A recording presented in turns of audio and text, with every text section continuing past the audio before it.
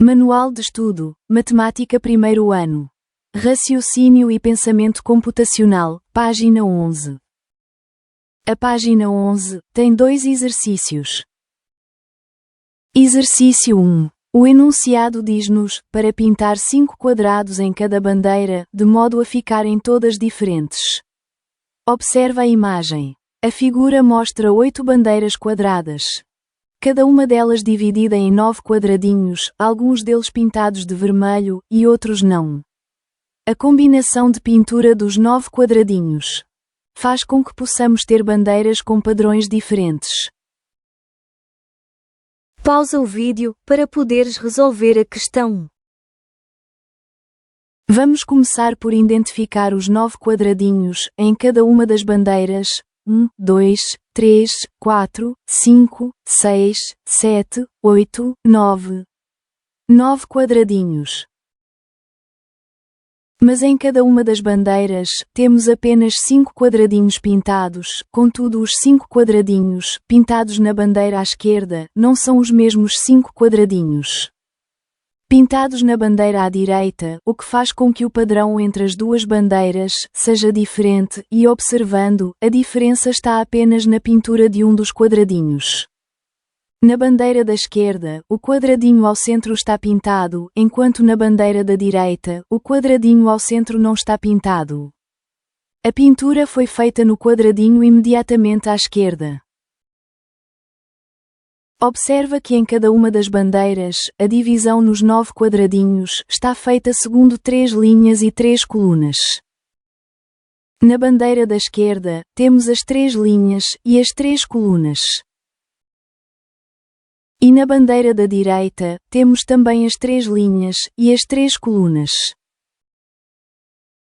Se observarmos com atenção os 9 quadradinhos, repara que cada quadradinho está numa linha e numa coluna própria. O quadradinho 1, ou seja, a pintura na posição 1, tem a sua linha e a sua coluna é a linha de cima e a coluna da esquerda. O quadradinho 5, ou seja, a pintura na posição 5, tem a sua linha e a sua coluna é a linha do meio e a coluna do meio.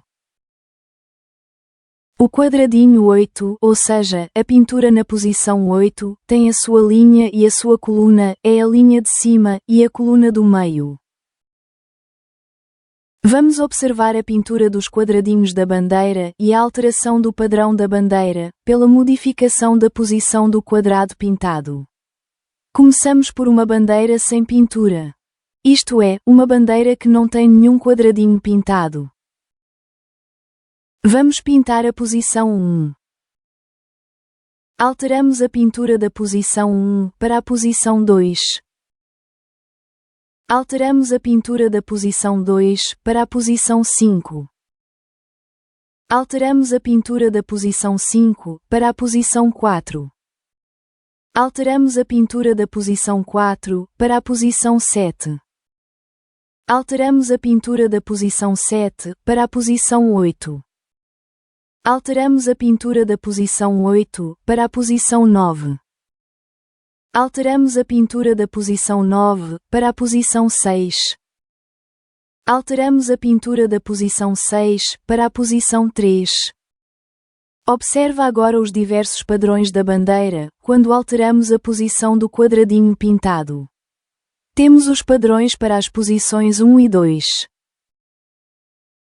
Agora, o padrão da posição 5. A seguir, o padrão da posição 4. Depois, o padrão da posição 7. Em seguida, o padrão da posição 8. A seguir, o padrão da posição 9. Depois, o padrão da posição 6. E finalmente, a alteração do padrão para a posição 3. Repara nos 9 padrões da bandeira que conseguimos fazer se a bandeira tivesse apenas um quadradinho pintado. Claro que no nosso caso é mais complicado, porque não temos apenas um quadradinho pintado, mas temos 5. Contudo, o estudo que fizemos com apenas um quadradinho pintado Foi para poderes entender a alteração do padrão da bandeira, quando mudamos a posição do quadradinho pintado. Vamos então observar qual é a diferença entre os dois padrões da bandeira que o enunciado nos dá. A diferença entre a bandeira da esquerda e a da direita está apenas na posição de um dos quadradinhos. Enquanto na bandeira da esquerda está pintado o quadradinho da posição 5, na bandeira da direita está pintado o quadradinho da posição 4. Quer dizer que se alterarmos a pintura do quadradinho 5 para outras posições, conseguimos ter outros padrões da bandeira. Será que é possível alterarmos a pintura do quadradinho 5 para outras posições ao seu lado? Sim, podemos. Podemos alterar para 3 posições, para cima, para a posição 2, para a direita, para a posição 6 e para baixo, para a posição 8. Vamos então observar como obtemos esses 3 padrões diferentes. Alterando a pintura do quadradinho 5, da posição 5 para a posição 2, obtemos um novo padrão da bandeira.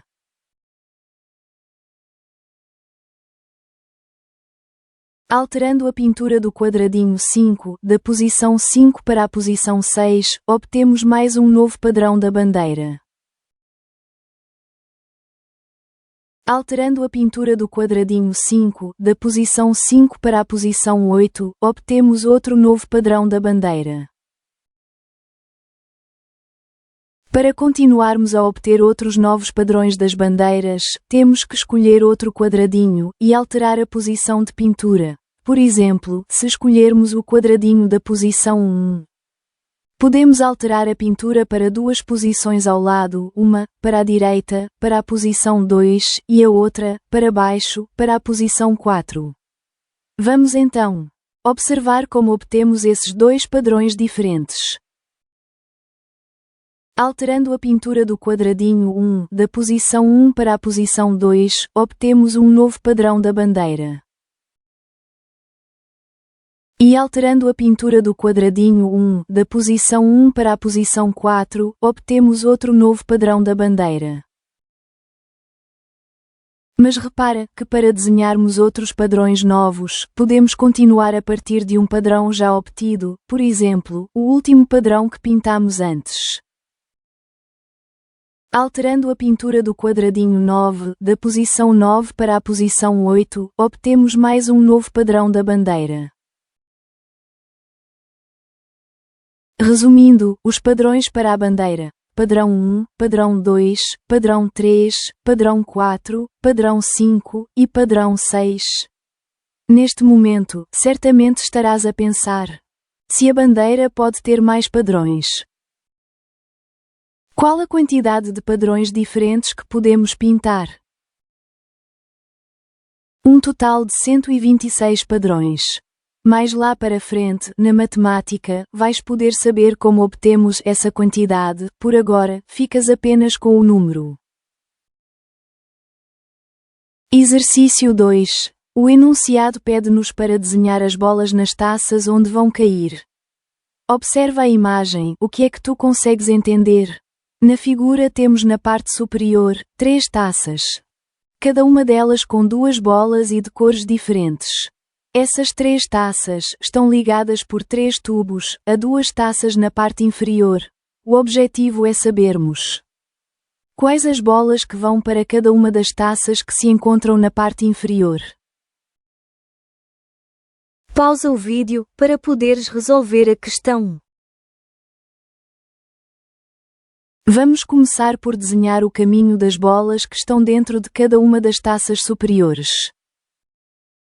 Este é o caminho das bolas vermelhas que estão no interior da taça superior à esquerda. E o que é que podemos concluir?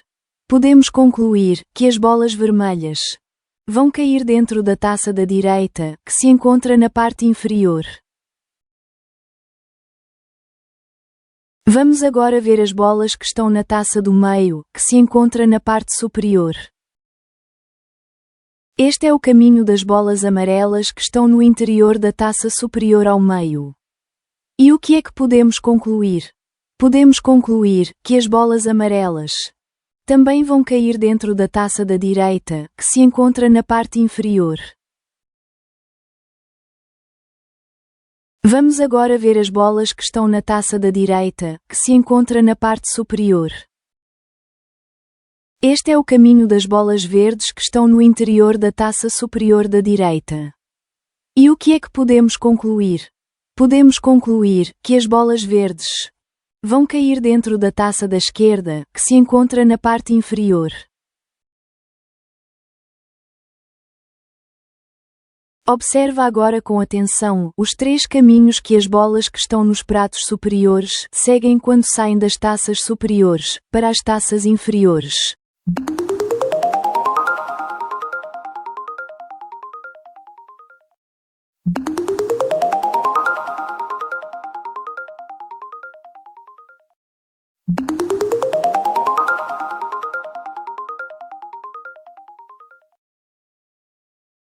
Observa agora o movimento das 2 bolas vermelhas, desde a taça superior à esquerda, até caírem na taça da direita, que se encontra na parte inferior.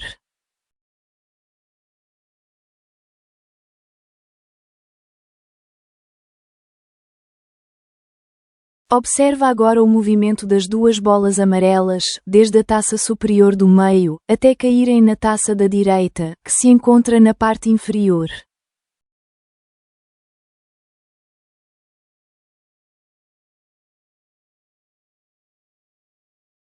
Observa agora o movimento das 2 bolas verdes, desde a taça superior da direita, até caírem na taça da esquerda, que se encontra na parte inferior.